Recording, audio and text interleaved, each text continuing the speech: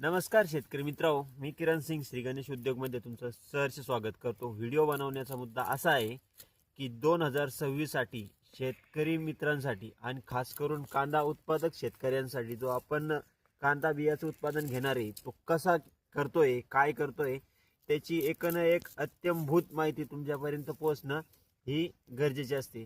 आणि डे 1 पासून जर डे लास्ट पर्यंत जर माहिती दिली आणि व्हिडिओ द्वारे दिली तर तुमचा विश्वास आणखी आमच्यावर बळकट होईल। एक तुम्हाला कांद्याची क्वालिटी दाखवतोय मित्रांनो। गुलाबी सेगमेंट, उन्हाळी कांदा आपण जो म्हणतो का, गुलाबी सेगमेंटमध्ये पुसा रेड गुलाबी सेगमेंटमध्ये आपण कांदा बी तयार करतोय 500 क्विंटलचं। आपण रेडमध्ये पण तयार करतोय, त्याचा व्हिडिओ मी नंतर बनवणार आहे।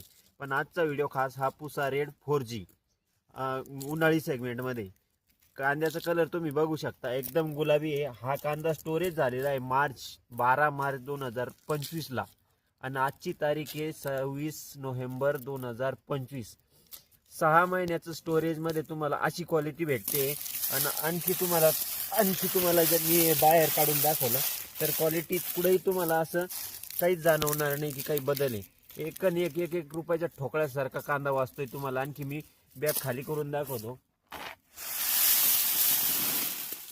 हे बघा, याच्यात तुम्हाला एकही कांदा खराब दिसणार नाही। एखाद दुसरा असला 400 क्विंटल मध्ये 4-5 कांदे निघले तर निघले।